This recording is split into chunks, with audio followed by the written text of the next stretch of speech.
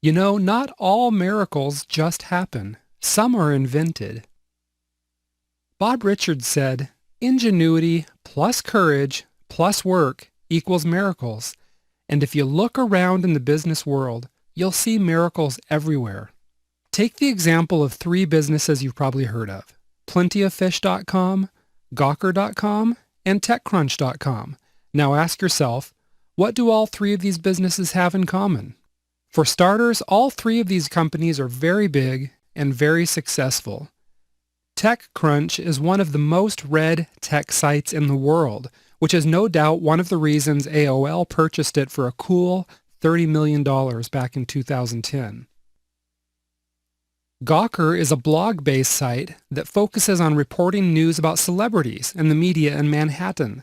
Gawker is estimated to be worth about $150 million. Then take the site plentyoffish.com, which has grown to be one of the world's largest dating sites. This site has more than 38 million members, and it receives over 6 billion, that's with a B, 6 billion page views every month. Back in 2007, one person suggested this site might be worth upwards of $1 billion. The point is, these are all really successful companies, but the one unusual thing that ties them all together is that they were all built by bootstrapping. Now, what does that mean? It means these companies didn't start off by raising funds from venture capitalists or angel investors. Instead, the owners of these companies stretched their own resources, they looked for ways to save money, and constantly reinvested back into their businesses in order to grow. For example, Plenty of Fish was run by one man for several years before he even hired a team. And plenty of other bootstrapped companies were run by their founders with very little manpower and very little resources. Yet, these companies went on to become large, successful companies. Let's take another example. When Success Hive co-founders Simon Hodgkinson and Jeremy Gislason were launching their business, they didn't quit their day jobs. This in turn gave them the ability to reinvest 90% of their business profits back into the business during the first 2 years. Since then, they've grown their business, MemberSpeed Incorporated, and other ventures to 7-figure businesses. And you can do the same thing. And it starts with getting out of the startup mentality that so many people have. This is the mentality that you have to have everything lined up within the first couple months of your business. So what happens? People sink thousands or even tens of thousands of dollars on making sure they have the exact right business cards, letterhead, logo, web design, and everything else. They struggle and scrape by as both time and money seem to slip away from them. They get so immersed in planning that they never get the product to market, and they never make any money. This course is going to show you how to focus on what's important, so you can start making money a whole lot sooner than the average startup does.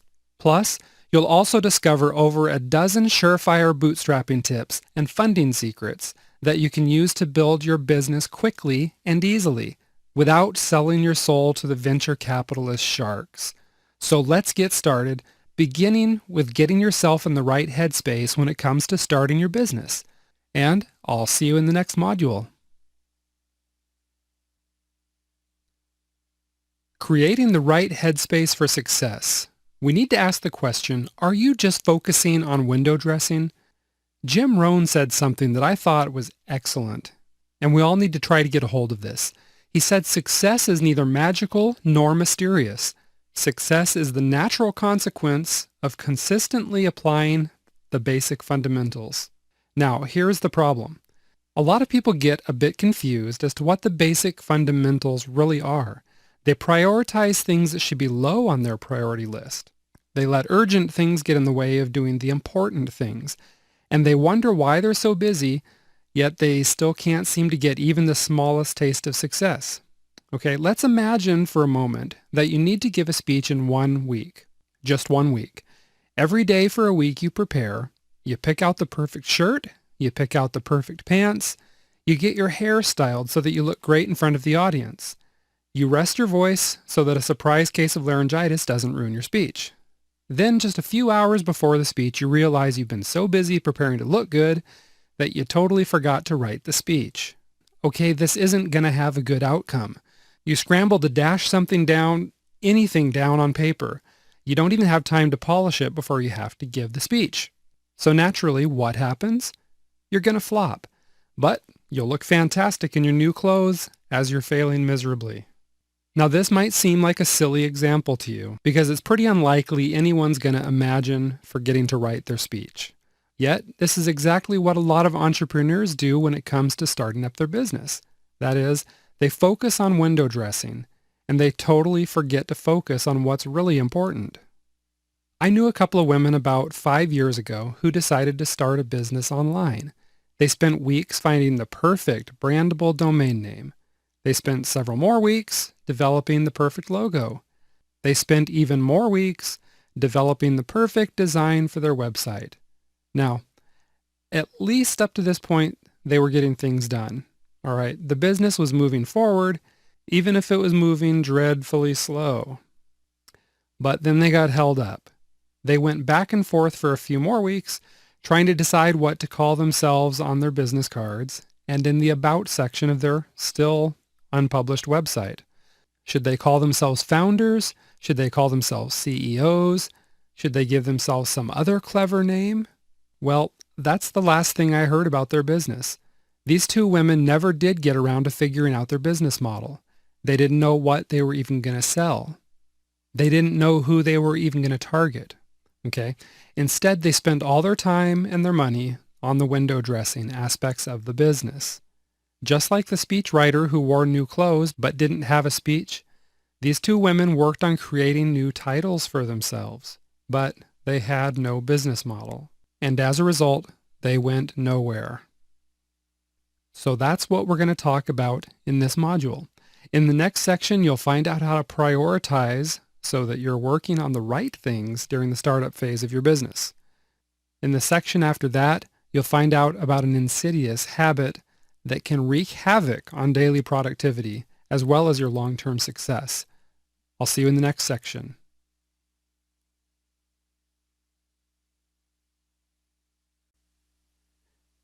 As you just learned about in the last section, a lot of people get caught up in the window dressing aspects of their business. And while things like your web design and creating business cards are very important aspects of your business, there are other components that are even more important. And we're going to talk about prioritizing success using a simple little trick. So let me sum this up for you in a really easy way. The most important part of your business is getting the first customer. That's your number one priority. And that means everything you do and every business decision that you make should revolve around getting the first paying customer.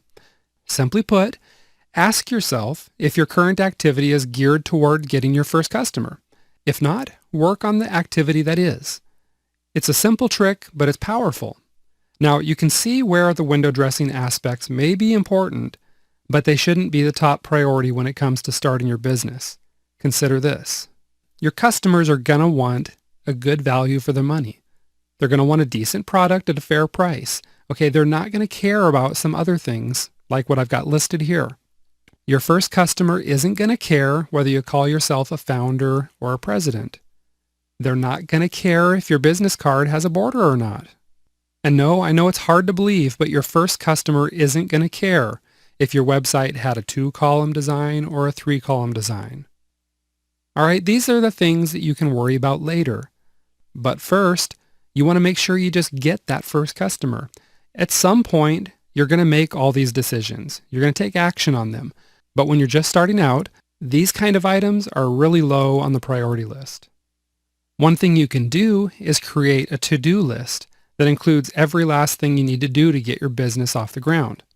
We're talking about creating logos, doing your market research, creating products, designing your sales funnel, picking your colors and developing your website, picking a name for your business, all right? Choosing a great slogan, creating your marketing plan, and of course, beginning to implement this marketing plan, all right? There's a whole bunch more things you're going to have to do. But once you have this overall to-do list put together, then you just rank it in order of importance. Simply ask yourself which tasks have the highest priority with regards to, right, landing your first customer. Now, when you sit down to work on your business, you'll know just how much time and money to invest in a particular task based on the priority of that task. For example, if you have a choice of working on tweaking your web design or creating a product, then which one would you choose? Right, creating your product. Because of these two particular tasks, creating the product is obviously the more important one when it comes to getting the first customer. If you have the choice of designing your business cards or setting up a pay-per-click advertising campaign, you're going to choose to set up the campaign. Again, the reason is because advertising is going to help you take steps to getting that first customer. Now, you still have to do the tasks that are lower priority. However, the key is that you want to focus on speed, meaning you get it done quickly, and that takes priority over perfection. Don't get me wrong, this doesn't mean you should put out shoddy work. That's totally not what I'm saying. You want to put out good work, but you want to do it fast, and that's what we'll investigate in more detail in the next section. So take a break, we'll see you there.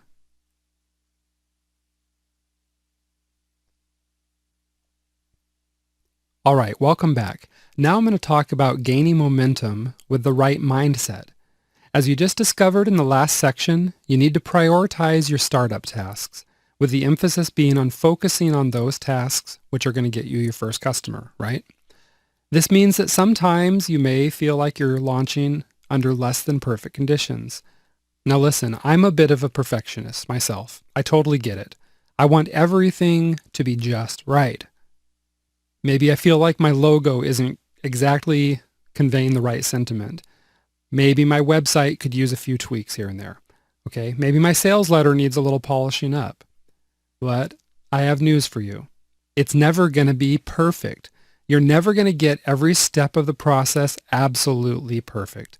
If you try to make it perfect before you launch, trust me, you know what's going to happen? You're never going to get this thing off the ground. Now, you may be thinking that only bootstrapping businesses are willing to put out a less than perfect product, or a less than perfect advertisement or a sales system, but that's simply not true. In fact, some of the biggest companies in the world do it. If that's good enough for them, then I'd say it's good enough for you and I also. Just take a look at Microsoft, which had a net income in the neighborhood of $17 billion just a few years ago. Surely a $17 billion company would pore over every single minute detail until it was absolutely perfect, right? You kind of think so, but if you're a PC user, then you know that that's not true. Microsoft is constantly sending out updates and patches to respond to security issues that arise over time, as well as functional issues. You know what that means? It means that Microsoft didn't release a perfect version of Windows, or probably any other software that they've ever published. They released a good version. Some of them have been great. Well, some of them not so great. But they released a version that was high quality anyway. But it was by no means perfect. You can follow their example by launching a good product, getting the money rolling in, and then going back to fix the problems. It often happens that you're not even aware of certain problems with your product or your processes until customers start using it. So don't hesitate to get the products in their hands even if it may be slightly flawed. You'll see the same thing happen across almost every industry. Take the example of car manufacturers. They put out good quality cars, right? Yet almost every model of car ends up having known issues. In some cases, the known issues may even be safety issues, in which case the company does a safety recall to bring the cars back in and fix the issue. But even if a safety issue doesn't exist, there likely are other known issues. For example, maybe the hinge on the passenger side vanity mirror is weak, so it breaks if you bring the visor up and down too many times. If you talk to a good mechanic, they can tell you on any given make or model of vehicle what some of the common problems are with that vehicle. They know this certain vehicle, the transmissions go out around 120,000 miles. This particular one, the head gasket goes at 70,000 miles. It's just the way it is. Could the car company possibly know that these problems were going to arise 100,000 miles down the road? Not likely. But the point is, the car company did release a good product. They released a high-quality product, but it wasn't perfect. It never is. So maybe you're wondering, Why on earth these huge companies with deep pockets would release something that wasn't perfect? Well, the first point to realize is that even if the product or process isn't perfect, it is still high quality. In other words, these companies don't intentionally release subpar products, and you shouldn't either. They just know that eventually you have to stop tweaking and get the product to the market. And that brings us to the second point. Another thing the decision makers at these big companies know is that getting a product out to market is, as I've already alluded to, it's the best and fastest way to improve both the product and the process.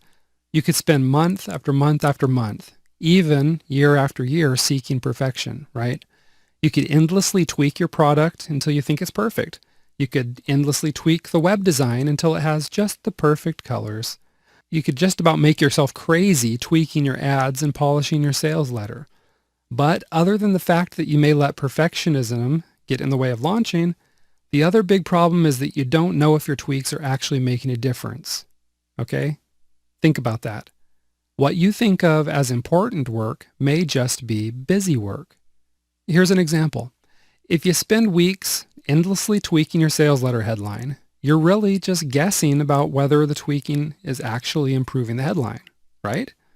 Maybe you have some copywriting experience, so it's an educated guess, but it's still just a guess. The truth is, the only way to know for sure if your headline or any other part of your sales process is working is to get it in front of customers and let them vote with their money. Consider this. You could come up with several good headlines and run a pay-per-click campaign to see which one gets the best results. Then you can further track and test to tweak your winners.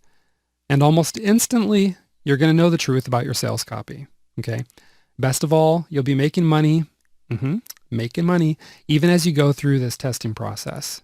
Then there's the alternative.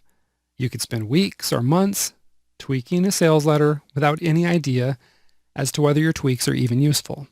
Worse yet, you won't be making any money during those weeks or months. That's bad, but it gets worse.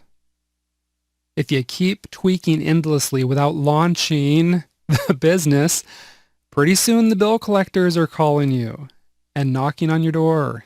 Your electricity gets shut off, and now you can't work. Why? Because you're sitting in the dark without a computer. If you don't launch, you're going to go broke. The next thing you know, you're living in your parents' basement with orange Cheeto stains on your shirt, pizza boxes scattered about, and soda cans litter in your desk. I've got a pizza box right here, so just having a pizza box is okay. But if you thought getting a date or maintaining a relationship was hard before, just wait until you tell that hottie that you're living with your parents in their basement. It's a scary thought, right? The point is, stop tweaking and just launch the business, because that's the best way to improve and find out what really works. And taking action is a great way to kick fear to the curb. And that's right, I said fear. Okay? The reason I bring up the F word is because fear is often the culprit behind perfectionism. It's also the reason why people procrastinate. But usually when you procrastinate, you feel guilty. You realize you're avoiding something else, and you get yourself to work, right? But perfectionism is an insidious disease. That's because it's socially acceptable, and it's even encouraged. So that means that it's easy to believe that perfectionism is a good thing when it comes to starting a business. It's easy to talk yourself into believing that the days you spent perfecting something are days well spent. You can rationalize that all the late nights are going to really pay off someday. But that perfectionism thing is a sneaky little booger, okay? It really is just fear disguising itself as productivity. You know why? It's because your business idea is so important to you. And once you launch this thing, you're going to be walking into unknown territory. And that can be scary. Anyone who started a new venture knows that it's true, okay? It is scary. You might have a fear of the unknown, or maybe even a fear of success. I mean, what if your business really does take off? Your life is going to change, right? You're going to shoot yourself into an entirely different tax bracket. Your friends might look at you differently. They might come over begging for money. I don't know. But on the flip side, there might be this niggling fear of failure poking at the corner of your mind. This business is important to you. You hate to spend all this time and money on something that might flop, right? It would be disappointing, of course, probably even a little bit embarrassing. But I want you to just forget about all that. Wipe those fears from your mind. Look at all the big successes in the world. In almost every single success story, you're going to find a backstory that includes hard times and failure. But most of those failures aren't truly failures.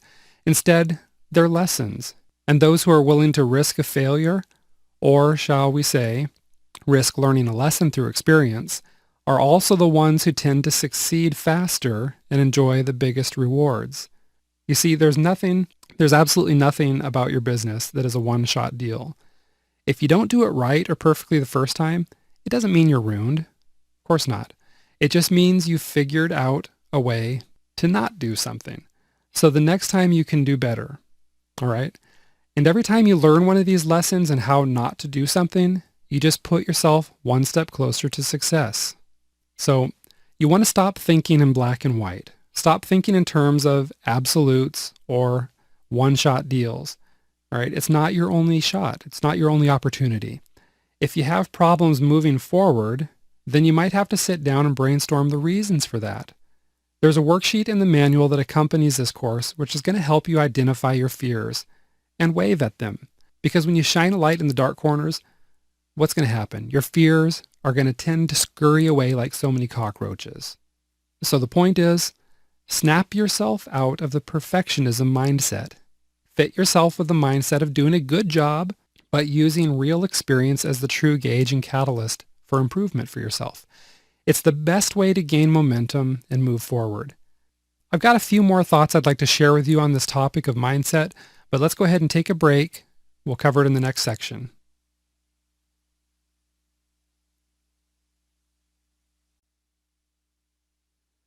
You just learned about a couple of important parts of the startup mindset in this module.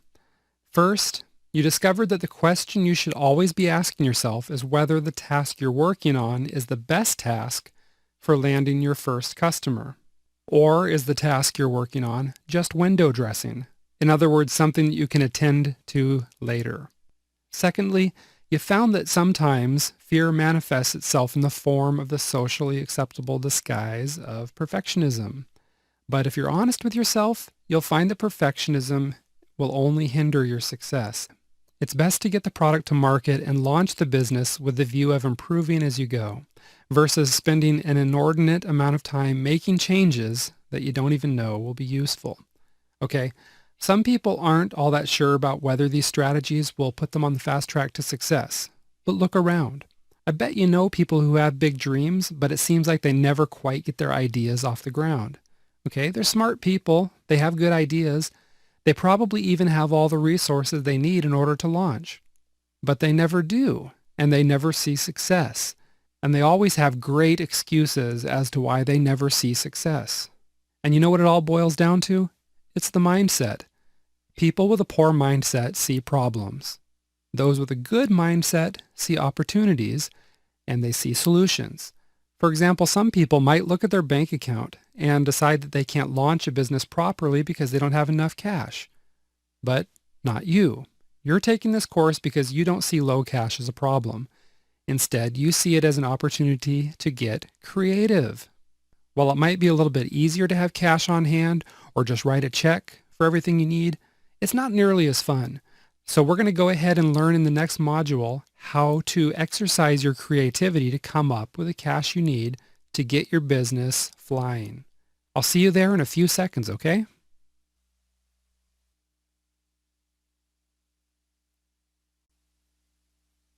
All right, we're moving on, and we're going to talk about bootstrapping your way to success.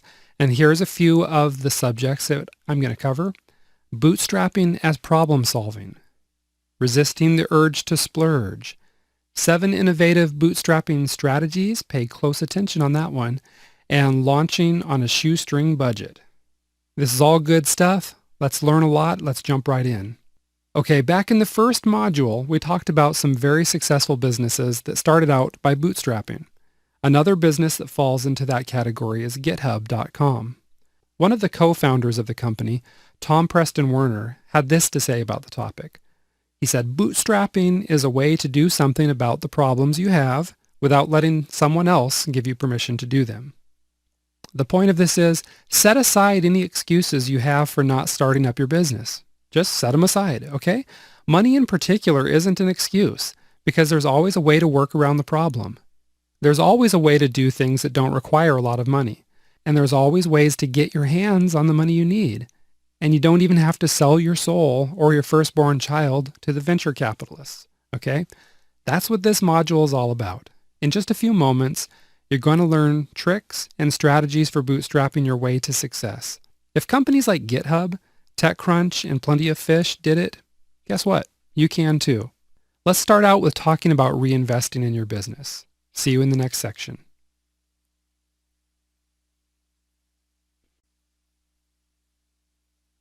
Resisting the urge to splurge and other business growth strategies. You know what? You don't have to tell me. The topic of business financing can be a real big yawn, okay? It makes you think of absent-minded professors with spinach in their teeth, yammering on and on in a monotone like Ben Stein in Ferris Bueller's Day Off. Can anyone tell me why we should invest back in our businesses? Anyone? Anyone? Anyone? Bueller? All right, forget about all that. Because talking about business financing really isn't the dry, burnt toast topic that everyone thinks it is. That's because this is really a take action kind of topic. This is about moving from the planning stage and jumping into action. So instead of doodling in your notebook and dreaming about what kind of house you're going to buy once your business takes off, you're actually going to start taking steps toward making that dream a reality. And I can't, personally, think of anything more exciting than that. So let's get started, beginning with the topic of reinvesting back into your business. The reason I wanted to start with this is because you're going to be like a Justin Bieber fangirl, squeeing when those first dollars start rolling in. You're going to be doing a little Snoopy happy dance, okay? You're going to be popping champagne bottles. You're going to feel like you hit the jackpot. I know I remember the first dollars I ever earned when I went into business on my own. And I'll always remember it. It was a big deal. You know, and the feeling of making that money for yourself, it doesn't grow old. You know what else? You're going to have a strong urge to pull every single one of those first dollars out of your business and splurge on something. You might feel like rewarding yourself by taking yourself out on a luxury vacation or buying some toy you want or totally spoiling that special person in your life. But you know what? You shouldn't do it. Matter of fact, don't do it. Go ahead and treat yourself to a pizza or something if you need to, but don't go crazy. That's because of this first business growth strategy that I'm about to share. If you want your business to grow quickly, then you need to invest in it. Not only does this include investing in advertising, but it also includes investing in outsourcing or even hiring employees if you need to. Think about this, okay? For every task you do, it might take you days, weeks, or even months to complete. For example, how long would it take you to write a decent sales letter? If you already have some good copywriting chops, it might take you about a week. If you don't know good copy from a piece of garlic toast, though, I guarantee you it's going to take a lot longer. There's a solution. Hire a professional copywriter. Not only is this person likely to do a much better job than you, but it frees up your time to focus on some other important aspect of your business. That means you can grow your business more quickly than ever if you outsource. Or take the example of advertising. Search engine optimization is one decent way that you can bring traffic into your site, especially if you can dominate your competitors with regards to the top search engine terms in your market. But the problem is, good search engine optimization takes a lot of time. You need to create good content, you need to gather good backlinks, and then you need to sit around and pretty much twiddle your thumbs while you wait for Google to even recognize that you are there and rank your site. Okay, so search engine optimization may be part of your overall marketing strategy, but you'll grow your business much more quickly if you can put some of your money into the venture. For example, you can invest in a Google AdWords campaign. You can literally, and I'm not joking here, literally start pulling traffic into your site in a matter of hours. The point is, no matter what aspect of your business that we're talking about, your business will grow more quickly if you can funnel some dollars into the right places. It's just that easy. That's why you should reinvest your profits back into the business to help build and maintain your momentum. Now, this doesn't mean you have to reinvest every single dollar of profit. Take the example of Simon Hodgkinson and Jeremy Gislason, who started out by reinvesting 90% of their profits right back into their business. This allowed the business to grow quickly. And even today, Simon and Jeremy still reinvest 50% of their profits right back into the business, which keeps the business thriving while others around them just sit and stagnate. You might recall earlier how I talked about one of Simon's personal strategies for bootstrapping his first business. This is going to bring us to our next point. Retain your day job. I know, blah, who wants to do that, right? One of the reasons you're starting your own business is because you want to kiss your day job goodbye and start working for yourself. You dream about it. You fantasize about the moment when you turn in your resignation. I know, I've done this, okay? You can just picture yourself set up in your home office, getting up when you want, going to bed when you want, taking a break when you want, and doing everything else in a truly free way, okay? It's awesome. It's a great dream. And you'll get there, but hold up. Hang on. Don't quit your day job yet. I don't want to rain on your parade, but one of the best things you can do for yourself is to retain your day job if you have one. You know why? Because then your day job pays your bills. And if your bills are already taken care of, then you can use the aforementioned growth strategy, which is to invest your profits back into your business. It's impossible to invest 90 or 100% of your profits from your business back into the business for growth when you have to have the money to just keep the lights on, okay? Plus, retaining your day job means you're not going to have to worry about becoming the guy with the Cheeto-stained shirt who lives in his mama's basement. You can see kind of where this would be a good thing, right? So hang on to that job, all right? Just remember, it's not forever. It's just until your business really gains some momentum and takes off, and you can support yourself with the profits, but still reinvest a healthy chunk of the profits back into the business.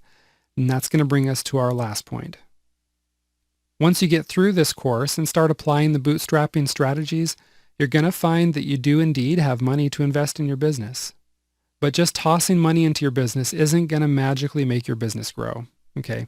The key is, as with anything, you've got to invest wisely. Remember the analogy you learned about earlier in the course with regards to preparing to give a speech? The person in that analogy could spend all his or her money investing in a new suit of clothes, but it isn't going to make the speech any better, is it? Think about it. Does anyone go on and on about what Martin Luther King Jr. was wearing the day he gave his I Have a Dream speech? No, of course not. Everyone focused on the speech itself. King's clothing added to a great presentation, but his speech was great because of his words and his passion, not because of the clothes he wear.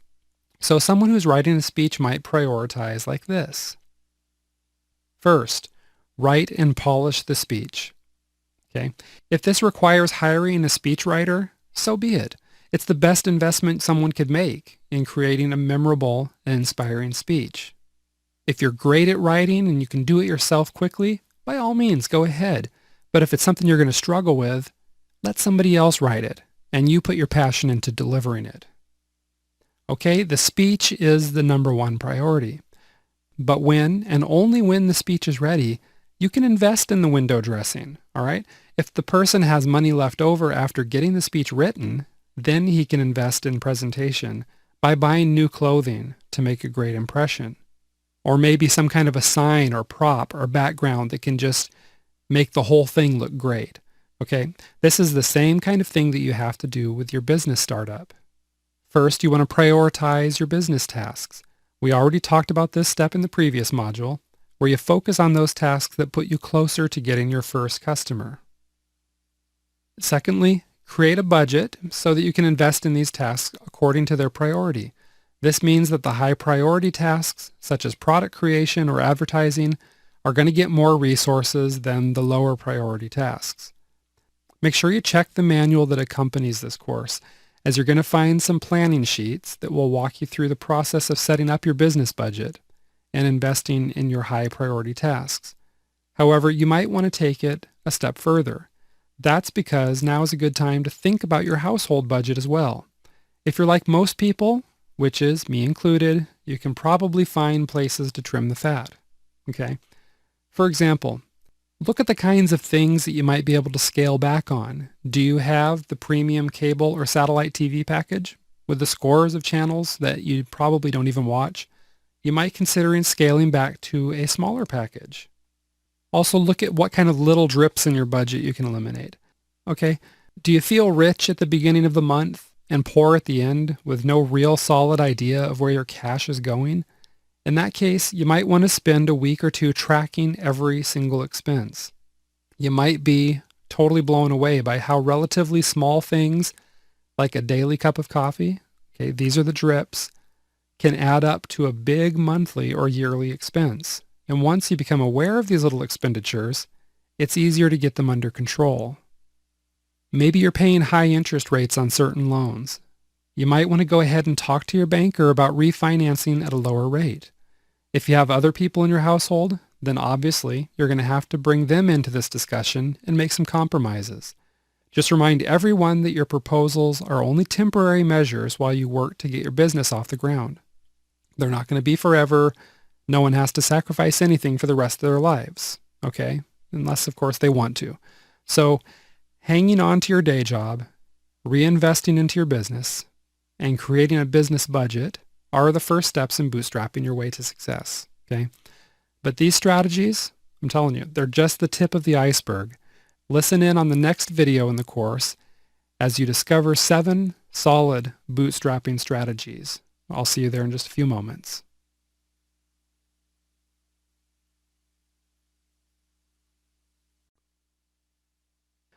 All right, you ready to keep rolling? We're going to look at 7 innovative bootstrapping strategies. Maybe, just maybe, your bank account feels a little bit too small to launch a business. But here's the thing. What you lack in money, you can make up with in ingenuity.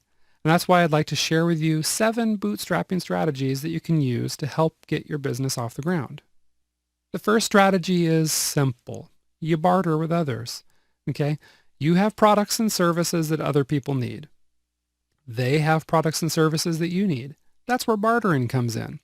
Instead of buying the products and services you need with money, you trade your product, skills, time, and talent. For example, let's suppose you're a great writer, but you'd rather cover yourself in honey and lay down on a fire ant hill before you attempt to fiddle with website coding. It's reasonable, right? The solution is find a website developer and trade your writing skills for his or her coding skills. Okay? It's a mutually beneficial arrangement for both of you. It's not always easy to find the perfect bartering arrangement, but there's some good ways to do it. One good way to find someone who is interested in bartering is to place classified advertising on sites like Craigslist, and they actually do have a dedicated bartering section, or tradeaway.com. You can also check out barter networks like ourgoods.org. Another way to find someone to barter with is to connect with those who possess the skills you need on niche forums. You know, if you're looking for somebody to do that coding for you, you might find a forum where programmers hang out. You can post what you're looking for and see who comes back and wants to talk with you about it. Okay? You can also go to social media sites like Facebook or Twitter. You might post a general announcement with your proposal, or you might contact people directly to see if they're interested in bartering. This works particularly well if you know somebody has the specific skill you need and you have a reason to believe that you can fulfill a need of theirs.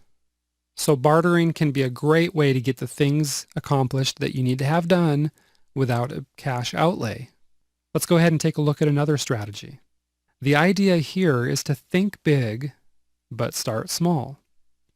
If you took the first course in this series, then you're already well familiar with the value that we place on thinking big, but starting small. And if you haven't yet taken this course, then I strongly urge you to register now by going to successhive.com.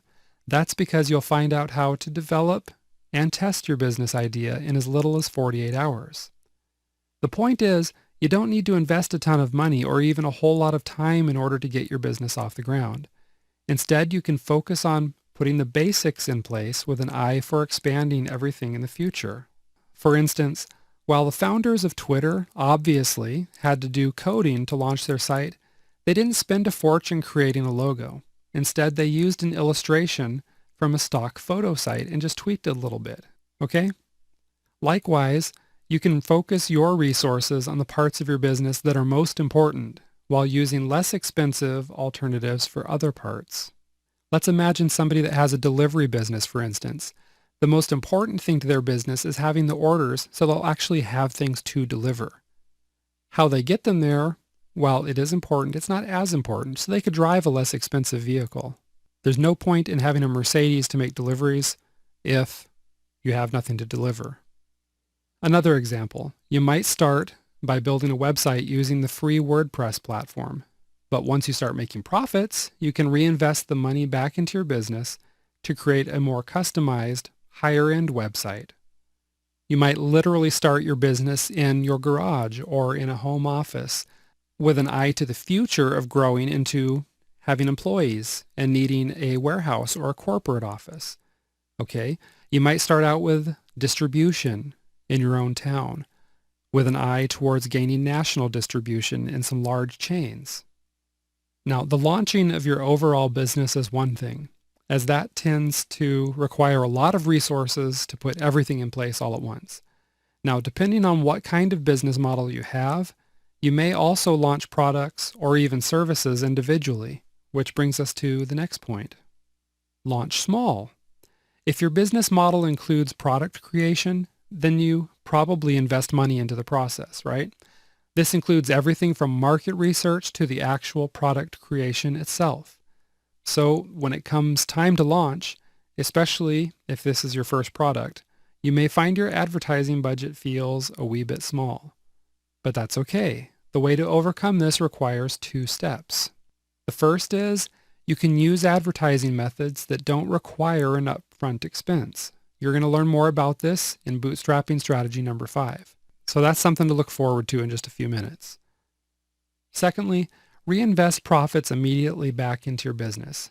I know of someone that has become an expert in a particular form of lead acquisition, okay? For years now, they've rolled 100% of their profits from this activity back into their system, and the results of the compounding effect have been absolutely staggering. Okay, an example is something like this. Maybe you start with a small Google AdWords campaign. You can immediately reinvest the profits back into AdWords to run a larger campaign. You can then reinvest the profits from the larger campaign back into AdWords, as well as media buys or other forms of advertising. If you keep reinvesting the profits, you're going to gain momentum quickly. This works, I'm telling you, this works incredibly well. Once you've launched your first product, however, then the advantage you'll have is your buyers list. Whenever you launch a new product thereafter, you can promote it to your list first. And as your list of responsive buyers grows, your profits are going to grow also. You might even take the profits you make from your list and plunge them into paid advertising to help your business grow more quickly. All right, now let's look at the next strategy. Viral marketing. We hear a lot said about things going viral, don't we? Well, viral marketing is a form of advertising where you let your target market carry your market message for you. In other words, somebody else is doing the work. One good example of viral marketing are all of those YouTube videos that people send around to their friends. Another good example is a Facebook contest where people need to like or share content in order to be eligible to win a prize. Of course, in that last example, there's a strong incentive to spread the marketing message, which also helps. However, you don't need to promise people a chance to win something in order to get them to share content. And that's because when something is really useful, entertaining, weird, controversial, or just plain different, people tend to naturally share the report, video, blog post, infographic, cartoon, whatever else it is with their friends. You can no doubt think of countless examples from your own life. Okay? Just think about how many times you found something awesome and shared it with your friends, or how often they've shared something awesome with you. Okay, this has a compounding effect. You share it with one of your friends, or let's say several of your friends, And each of those persons shares it with just a couple of people. And then each of those people shares it with a few people, okay? This is why it's called viral marketing. It explodes just like a virus in a population. It doesn't get handed from one person to another individual, to another individual, to another individual. It grows exponentially, being passed from one to a group, and then from each of those group to another group, and so on. An example is companies that advertise during the Super Bowl in the United States now put their ads online. Some companies, like GoDaddy, get publicity by creating ads that are too racy for television, so they upload these commercials online. The free publicity draws people to the site, but the novel, controversial, or racy commercials get people sharing the links with their friends. That's viral marketing. As you can probably see, you don't need to be a struggling, cash-strapped startup in order to use viral marketing. Okay? Some of the biggest and wealthiest companies, both online and offline, embrace it, and that's because of the following two reasons. First, it's a cost-effective form of advertising. You may need to invest money in creating the content, and you may even need to invest some money in getting the campaign kickstarted. However, once you get it in front of enough people, it'll take on a life of its own as the viral effect kicks in. The second reason so many companies use viral marketing is because it's extremely effective, since friends are sharing the content. That's because of something called social proof. People are simply much more open to something they get from a friend, as opposed to something they see advertised from a third-party stranger, all right? For example, you might see an ad on Facebook that tells you to go watch a video or check out a cute photo. You may or may not do it, depending on your interests, but if a friend posts about the same video on their Facebook page, or if they personally email the link to you, you are much more likely to check it out, especially if you share interests with that friend. Their recommendation becomes your reason to check it out. Okay? That's why viral marketing is so powerful. To get a feel for what works, just study the videos that your competitors are putting on YouTube. Visit their Facebook pages to see which posts are getting the most shares and likes. Or you can go to their blogs, see what kind of posts are generating discussion and getting people clicking on the social sharing button. And search for their names and links in Google, as that will give you an idea of what's being shared in your niche. Then, just take a note of what your market responds to. Do they seem to respond best to things like blog posts, like a top 10 list? What about infographics, cartoons, videos or audios, reports, or maybe free tools, such as a WordPress plugin or a free phone app? Also, take note of the flavor of the viral content. You need to ask what appeals to your market. Do they respond to controversy, usefulness, humor, novelty, or maybe something else entirely? All right, once you have a feel for what works in your market, then you can start experimenting. Keep in mind that something truly unique tends to work the best. So don't model your viral content or tool after something that's already been done. You can use the same format, such as a video, and flavor, such as something humorous, but don't mimic or copy the content itself. Create something new, something that your users are likely to feel is share-worthy. Also, once you've created your viral content or tool, keep in mind that you're going to need to kickstart the viral effect. This means that you need to get in front of as many people as possible in the beginning. This includes emailing your list about it, blogging about it, telling your social media contacts about it, and getting your business partners to tell their prospects and visitors also. Now, while viral marketing does tend to be very low cost or even free, you can use paid advertising, even if your ad budget seems small. That's our next strategy. But since this section is getting a little on the long side, let's go ahead and take a break. We'll split it up and come back with strategy number 5 in just a moment.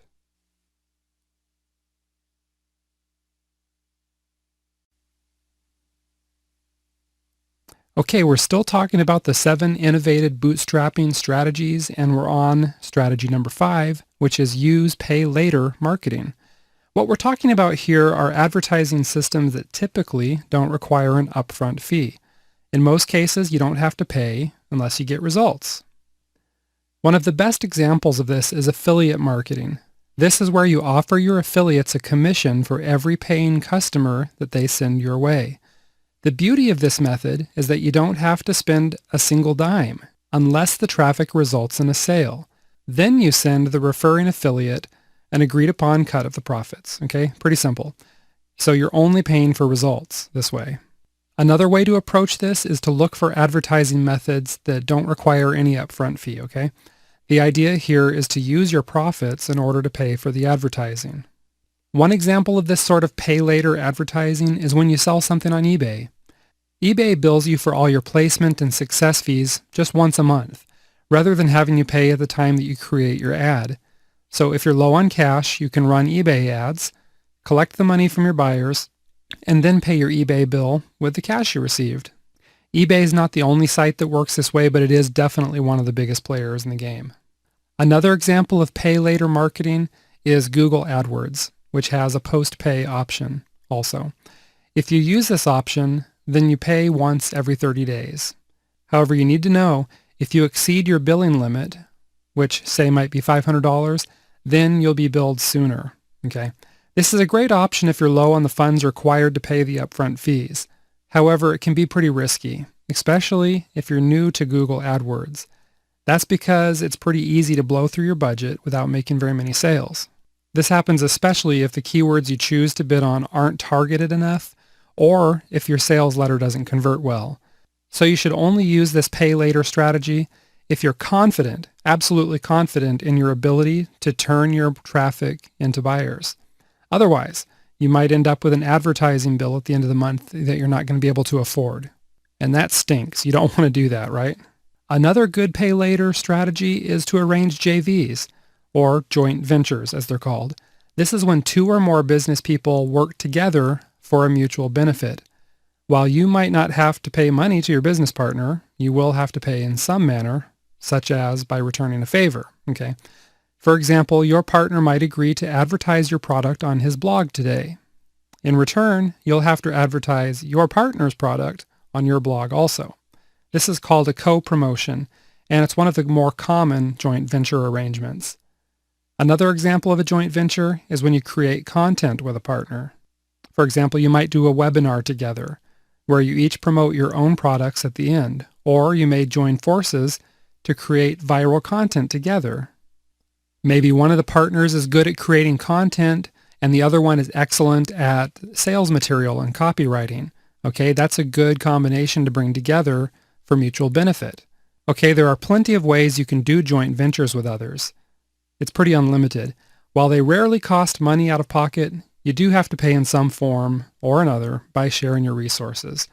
It could be your time, your talent, or traffic, but it is an effective marketing method for those low on cash. All right, now that we've got that, let's go ahead and look at the next bootstrapping strategy, and that is crowdsourcing.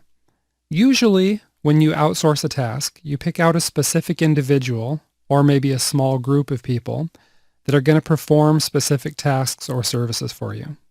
Crowdsourcing is different because you solicit services from a large group of non-specific people, often those who are members of a specific community.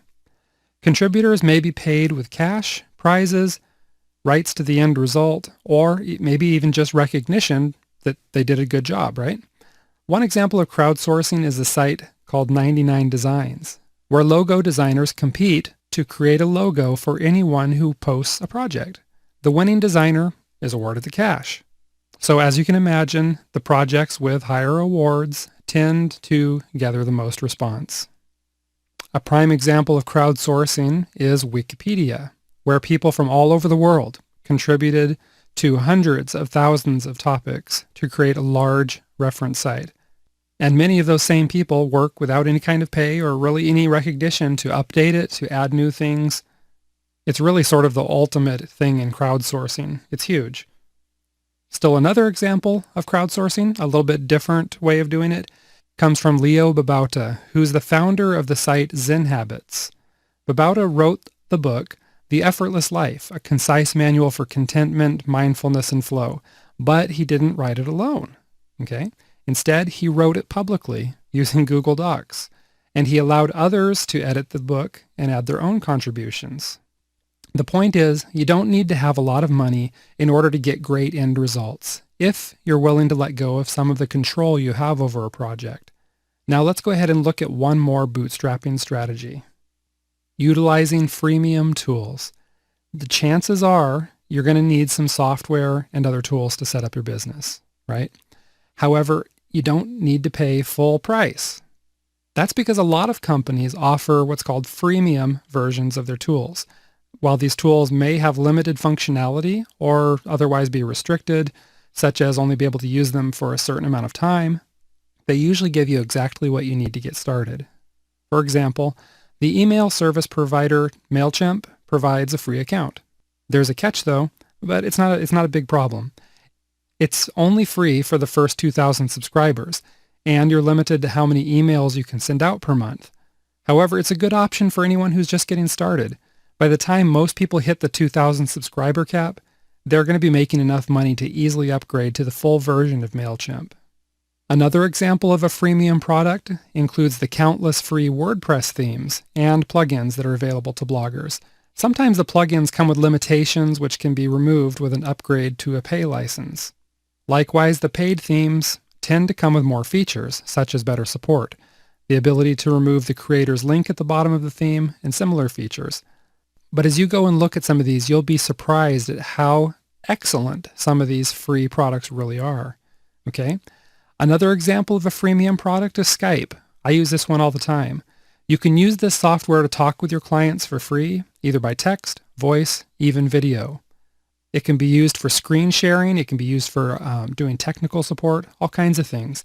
If you want to use Skype to call your clients' phones directly, though, or if you want to have multi-person conference calls and video chats, then you can upgrade to their paid model. I personally find that the free version does everything I need it to do. So you can't beat that, right? Look at iPhone and Android apps also. There are loads of phone apps that offer excellent functionality for free. Usually you can get by just fine on the free versions. I know sometimes I wish an app could do a certain thing, and I find out that it can if I upgrade to the paid version. That's no problem. I've usually had plenty of time to get to know it and see if it meets my needs. If it does, I'm more than happy to pay up. The point is, a lot of companies offer their services for free. When you start researching options for tools, always check first to see if a free or even a low-cost version is available to you. Now let's go ahead and wrap things up here, and I'll see you in the next section.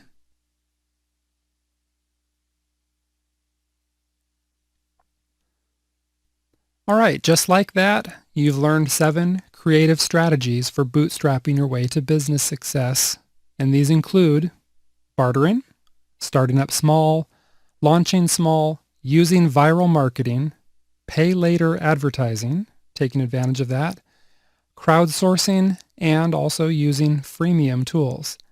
And you also learned that once the money comes in, you shouldn't run off to Vegas and blow it on beer, poker, and luxury suites. This is a common and deadly problem that will stop business growth dead in its tracks. It's tempting to some, but you need to avoid these short-term pleasures in order to grow your business over the long term. Instead, you need to keep the momentum going in your business by reinvesting the profits right back into marketing, product development, tools, your staff, and your daily operations.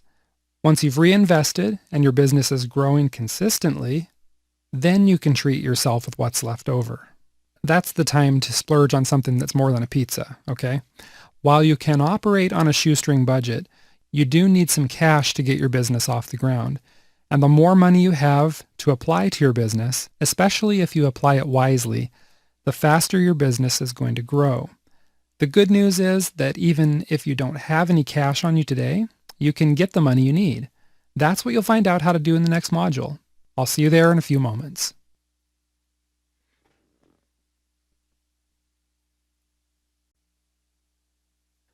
Okay, let's keep forging ahead here. In this module, I'm going to talk to you about just a few things. The first being little money plus much ingenuity, the advantages of that. Also, you're going to learn a number of creative ways to find alternative funding for your business. And lastly, I've got a few thoughts on unleashing your ingenuity. So let's go ahead and jump right in here. The English writer Arnold Bennett once said, "Much ingenuity with a little money is vastly more profitable and amusing than much money without ingenuity." You know he's right. And that's why you've been learning about how to bootstrap your way to business success. However, the other cool way to utilize your ingenuity is to put it to work to get the money you need. Let's consider the example of Clayton Christopher, who is one of the co-founders of Sweet Leaf Teas. After coming off of a road trip in 1998, Christopher came to the realization that not much bottled tea tastes like homemade tea. In other words, it didn't really taste all that great. So he set about making organic teas that taste like homemade tea. That's pretty simple, and it's smart. Okay, he wasn't rolling in money though, but he believed in his business. So he used a grant from his dad, along with the last $10,000 that he had, to get his business off the ground. His startup expenses were really pretty minimal. They included about $1,000 for a computer and printer, $3,000 for an old van, and another $3,000 for some bare bones equipment. And when I say bare bones, I really mean that. Christopher started out by brewing tea in pillowcases and transferring the tea using garden hoses that he got at Home Depot. I mean, that's just, well, think of it. He did what he could with what he had. Pretty humble beginnings, right? But from these humble beginnings, Sweet Leaf Tea grew up to be a $12 million enterprise by about 2008. And just a couple short years later, it was bought out by Nestle. Why can't you do the same thing? The point is, you can, all right? Like Christopher, you don't need to have a huge bank account in order to get started. You just need to get a little creative. And that's what we're going to talk about in the next section.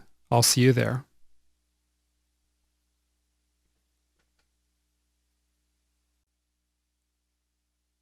All throughout this course, you've been learning about the same types of strategies that Sweet Leaf Tea founder Clayton Christopher used to get his business off the ground. And that is to start small and reinvest your profits as you go. If you use that strategy, along with the following funding strategies, you're going to quickly discover there are no obstacles to growing your business. Let's go ahead and take a look at the first method here. Digging into your savings. Ooh, this isn't glamorous, I know. And it's not a funding method that's a big secret, obviously. Yet, for whatever reason, some people don't even consider dipping into their savings to make their entrepreneurial dreams come true. Why not, though? Look at Clayton Christopher, who used his own savings to start a business that went on to become a multi-million-dollar beverage company. He believed in himself, and he believed in his business model. This is key. He was willing to risk his own money because he knew it was going to be worth the risk. So let me ask you, do you have this level of confidence in your business? If not, you need to do some market research, okay? And you need to do some testing to determine if your business idea is even viable. And the best way to learn how to do this is by taking one of our other Success Hive courses, which shows you how to brainstorm, refine, and test a business idea in as little as 48 hours. You can register for that course by going to the URL shown on your screen. It's www.successhive.com. Our second method is talking to friends and family. This is a pretty common method when it comes to funding a startup business.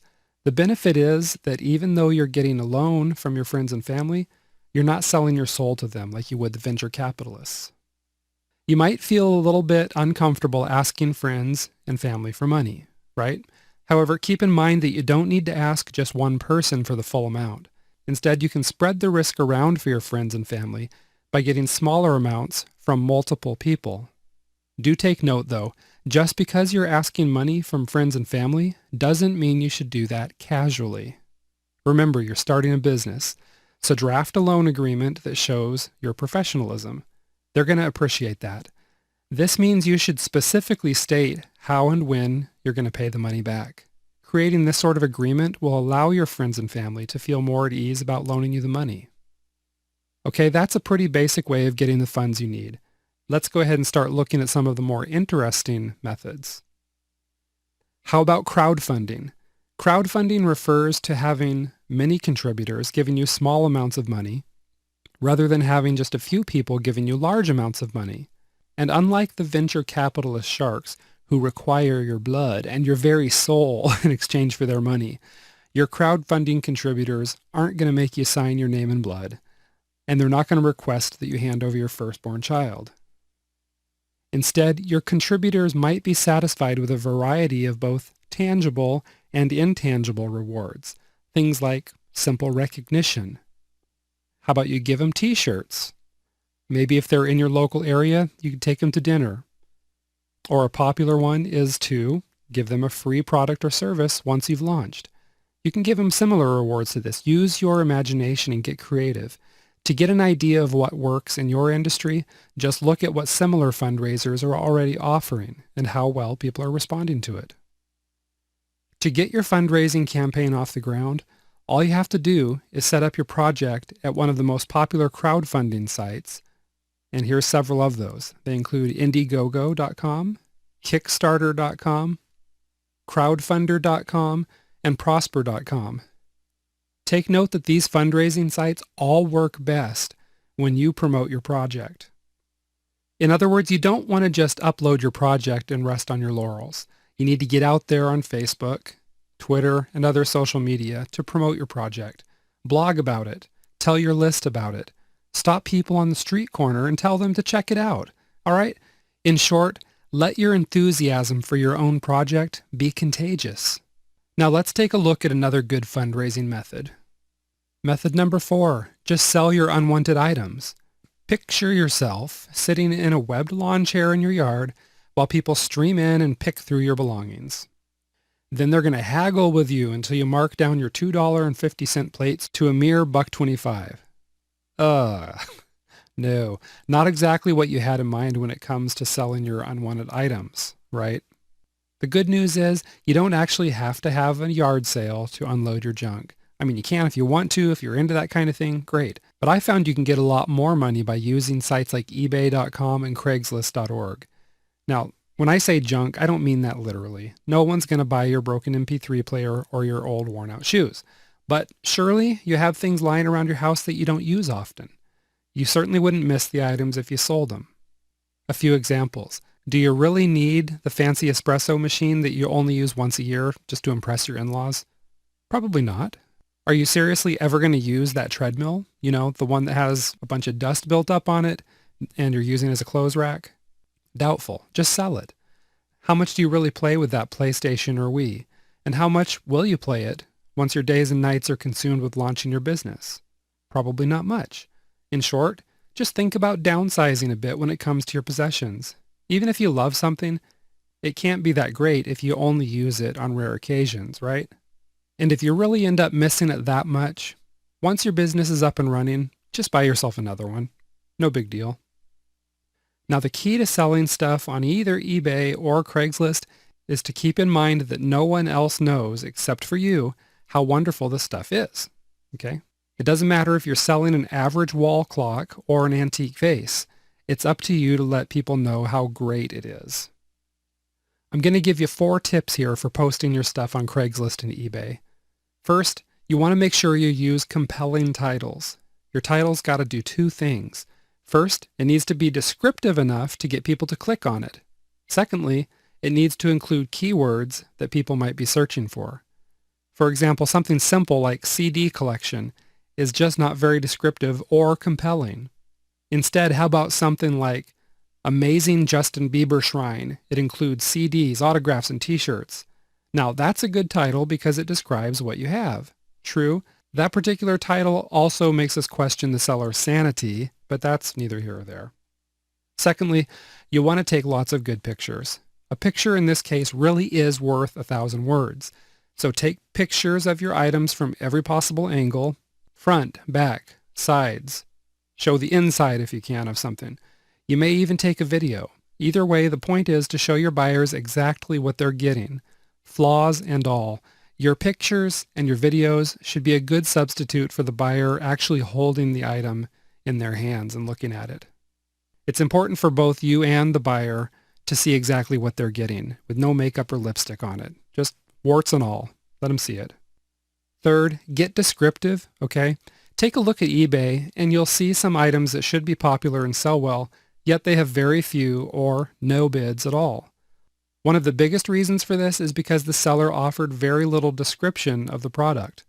Again, your prospective buyers want to know everything about the product, including both the good and bad points. They want to know how old it is, how much it's been used, if it has any flaws, if you've ever had any problems with it, how big it is, how much it weighs.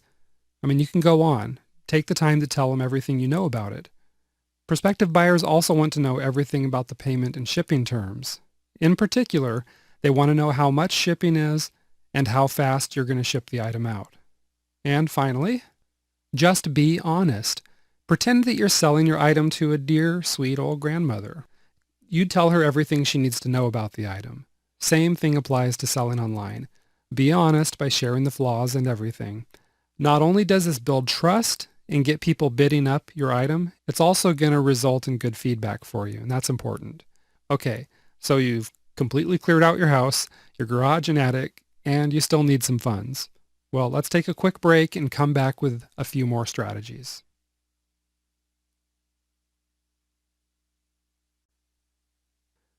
Welcome back, and here's another strategy to consider. Many of us are a bit of a lone wolf. You might want to do this business your own way, okay? You'd rather have full control over all the decisions and the direction of the business. Hey, if you really feel that way, then maybe getting a business partner isn't the best idea for you. I mean, are you a total control freak? And does your significant other complain that everything is your way or the highway? If you're not bordering on the obsessive with regards to control, then getting a business partner is something to seriously consider.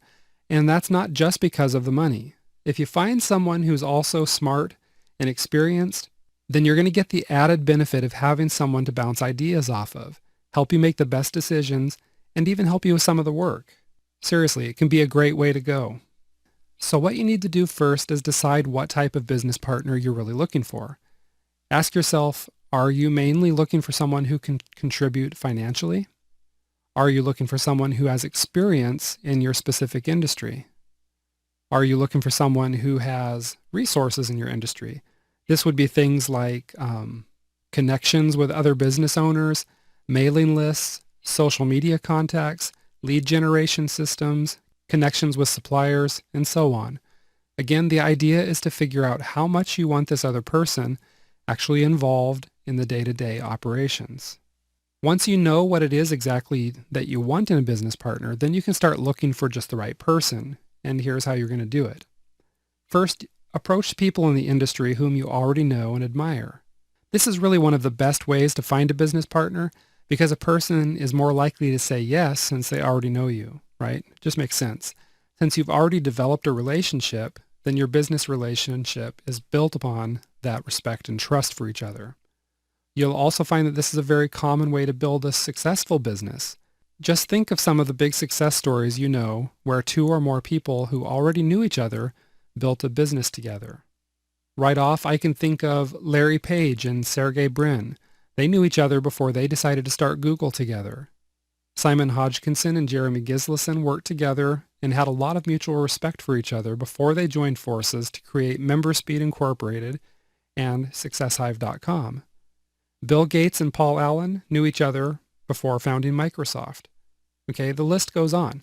But the point here is plenty of friends, or even just acquaintances, have gone on to build great companies together. You can also ask for referrals. If you know people in the industry, but these people don't want to join your business, or they're not otherwise suitable as a business partner, then you might ask them to introduce you to their friends. You'll also want to befriend prospective business partners. In other words, get out there, start networking, start getting your name out, start becoming visible in the niche or industry that you intend to work in. This includes becoming a contributing member of forums and other communities where leaders are already active, commenting on blogs that belong to prospective business partners, attending events such as trade shows and industry conferences. Once you start raising your visibility and getting some name recognition, then you can start up private dialogues with industry leaders and business people. Also, make sure you're using social media. In particular, you can use LinkedIn to network with other professionals that are in your industry. You'll also want to check out Facebook, especially the relevant pages and groups in your industry. If you're new to your industry and don't know much about its leaders or business people, then be sure to do your due diligence before you propose any business ideas to anyone. This means thoroughly researching the individual and their companies online. You want to make sure the person is reliable, trustworthy, and professional. Secondly, remember that even if you're asking a friend to join you in a business venture, you need to tell them what's in it for them. In other words, what benefits are they going to receive in exchange for the money, time, and other resources that they're contributing to the business? The best way to demonstrate these benefits to another business person is to show him or her your market research. Show that there is a demonstrated need and desire for your product or service. Show that the market is already spending money. And of course, show your prospective partner your profit projections. Maybe having a business partner really isn't your thing. That's all right. Then you may want to consider some of the upcoming options. How about using cash windfalls? Sometimes when people get an unexpected windfall or otherwise come into some extra cash, they splurge with it. Remember, we already talked earlier about resisting the urge to splurge, but that's the first thing some people do. They use it for a vacation, a new big screen TV, or some other personal pleasure. However, now that you're thinking about starting up a business, the first thing you should think about with regard to your windfalls is how can this money be applied to starting or growing your business? So what are we talking about with regards to windfalls? I'm going to give you a few examples of that. What about receiving an inheritance? Listen, I know this is something you probably don't want to even think about, but inevitably, the people close to you do die. And sometimes when this happens, you might get a check. It's not the type of thing that makes you want to dance in the streets. I know. I get it. It's not a happy time.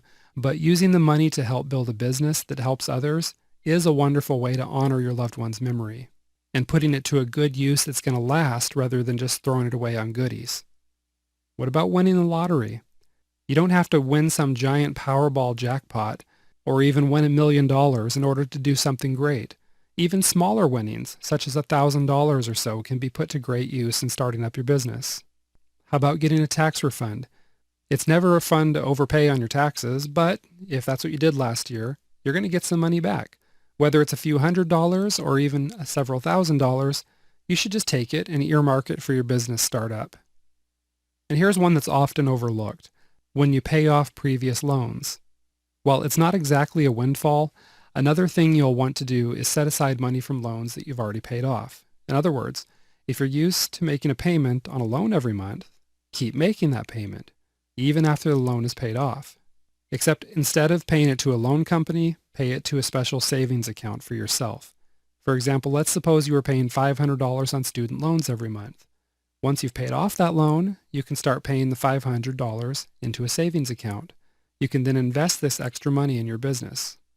It's important, too, that you set up a savings account just for this purpose. Ideally, you should have the new savings account automatically transfer money out of your checking every month, just like a bill. Otherwise, that extra money is probably just going to get absorbed into your regular monthly expenditures. If you want to make your savings goal official, which I recommend you do, then open up an account at smartypig.com. It's a site that allows you to save for specific activities or events, such as launching your business. Not only can you set up direct transfer from your existing accounts into your new savings account, but this is a great one, but SmartyPig also makes it easy for your friends and family to contribute to your savings account too. Now let's look at another common method for getting cash. Borrowing money from the big bad institutions. Okay, once people have exhausted all their other fundraising resources, they sometimes need to get a loan in order to bridge the gap between what they need to start the business and what they currently have on hand. However, this doesn't mean seeking out soul-sucking venture capital money or even money from angel investors. Instead, it means seeking out money from sources that don't require you to brand the loan agreement into your skin. There are several alternatives, and these include things like credit cards. Now, this is expensive money. You want to keep this to a minimum. But if you only need a relatively small amount to get started, maybe $1,000 for computers or similar equipment, then you might want to decide to charge it on the credit card. You might even look into applying for store charge cards, which sometimes offer no interest financing for 6 or even 12 months. If you pay off the loan before the term expires, then the loan is basically free, since you won't have to pay any interest. You want to keep in mind, though, that all the interest will likely accrue and show up on your statement as soon as the term expires, in which case you are back to borrowing expensive money. So get that turkey paid off before the 6 or 12 months free period. As long as you know about that gotcha, that's good free money. It's good to know about. Business loans from banks, another one that's often overlooked. Keep in mind that if you walk into a bank to secure a business loan, then you're going to need to produce all kinds of paperwork, including a business plan. Now, you can make it more simple and get a general loan from a bank. You can usually secure a smaller loan from your bank for general purposes. In this case, you won't have to produce all the necessary paperwork that a business loan would require. It's particularly true if you can put up something of value to secure the loan, such as an existing certificate of deposit that you hold at the same bank, or maybe a vehicle that you already have paid off and hold the title to. And lastly, there are loans and grants available from business-related institutions. If you live in the United States, then the first resource you'll want to check out is the Small Business Administration. The SBA.gov website has loan programs listed, as well as also resources pointing you towards other sources of funding such as grants. When you start digging around, you're going to find that certain industries have quite a bit of money available, almost for the taking. These are those such as those developing greener energy technologies. Please listen carefully here though. If you do borrow money, make it a top priority to pay it back as quickly as possible, because the longer your loan lingers, the more money you're going to have to pay in interest and fees. Not only can that be an unnecessary burden, but it'll put a pinch in your growing business's profits also. So let's have a look at one final way to raise the cash you need. Moonlighting. Moonlighting sounds so romantic, or like a clandestine affair. But of course what we're referring to here is taking on a second job, or more accurately, freelancing outside of your regular job. For example, if you're a writer, then you might offer copywriting and ghostwriting services to business owners. If you have some web design chops, you could moonlight on the side as a web developer. If you know a whole lot about something, whatever it is, you can take up consulting. And some people just prefer a bit of manual labor, okay? You might make yourself available for snow removal, lawn mowing, or yard work. Now, I know some of you who are watching this probably just wrinkled your nose up at the idea of starting to freelance or even taking another job in order to fund your startup. But remember, it's temporary no matter what you choose to do. If you do take on another job or start freelancing, you're certainly not going to be the first entrepreneur that's done so. Take the example of Debbie Heimowitz, a co-founder of the Adina's Deck series of anti-bullying videos. In 2009, the recession hit her business so hard that she had to take on a job. She worked 10 hours per week as an educational consultant while still directing 40 hours per week to her main business. Although it was challenging at times, that was enough to get Adina's Deck over the hump and get the company back on track. By 2011, Heimowitz had moved into other ventures, while her mother took over the reins on the Adina's Deck project. Point is here, entrepreneurs moonlight all the time as needed, not just when they're starting out. And besides, what a great story you'll have to tell your grandchildren when you sit them on your knee and tell them how you walked barefoot in the snow, uphill both ways of course, through molasses even, to get to the job you used to launch your business. They're going to be impressed. I know they will. All right, now let's wrap up this module, and we'll see you in the next section.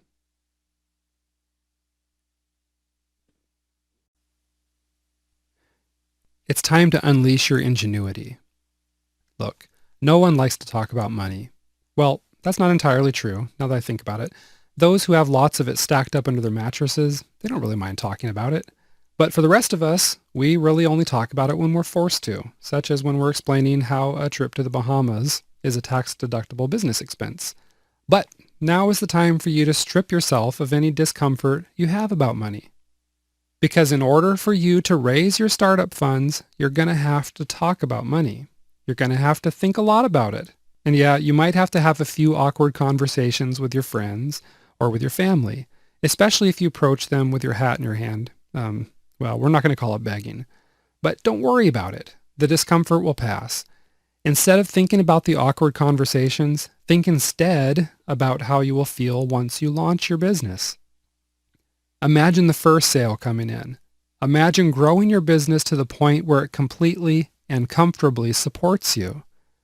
The point is, if the whole money thing makes you uncomfortable, then you're going to be in for a rough ride. That's all there is to it. Change your thinking about money. Don't look at this as a taboo. you might find that raising the funds you need becomes easier than ever. But don't just limit yourself to the strategies we've talked about here.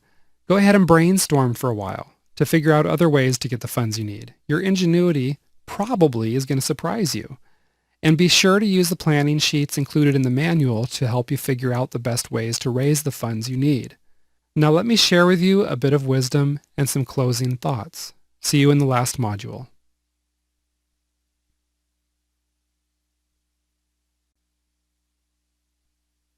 All right, let's finish up talking about cliff diving. I bet you didn't know we were going to go there, right? Well, okay, that's not really it, but it's not far off, okay? You know, you've heard that necessity is the mother of invention, and right now you have a business idea burning up inside of you. It's the kind of passion that keeps you awake at night. It gets you jumping out of bed in the morning, eager to get back thinking about and working on your idea, right? You're so excited about turning your business dream into reality, and you just can't imagine not pursuing this dream. Look, I'll tell you, that's necessity if I ever heard it. And if you allow yourself an open mind, you're going to find out you'll be able to tap into all sorts of wonderfully inventive ways to bootstrap your business and raise all the funds that you need. You are going to have to take a risk here and there. You're going to have to believe in yourself and your business idea. But Kurt Vonnegut summed it up nicely when he said, "We have to continually be jumping off cliffs and developing our wings on the way down." That's where you are right now. You're standing on the edge of the cliff of your business dream. And if you want to launch it right, you're just going to have to jump. Fortunately, this course provided you with the tools you need to get your business off the ground, no matter what your budget is. This includes the planning sheets and checklists that you'll find inside the manuals that accompany the course. I strongly urge you to take advantage of these tools by putting them to work immediately after this video ends. Now, one warning here.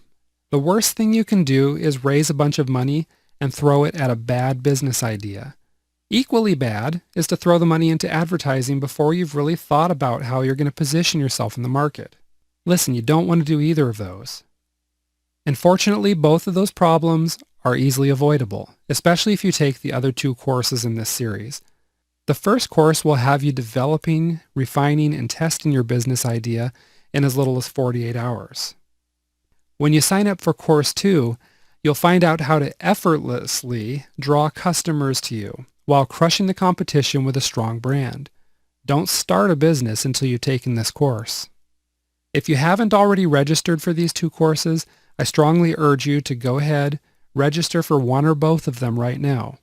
You can do this at the link that's showing on your screen, which is www.successhive.com. I recommend that you register for these courses now before you forget. And after you've registered, then your next step is going to be easy. Go to the manual that accompanies this course and start working your way through the planning sheets and checklists. Because the sooner you develop your bootstrapping and funding strategy, the sooner you can get your business off the ground and turn your dreams into reality.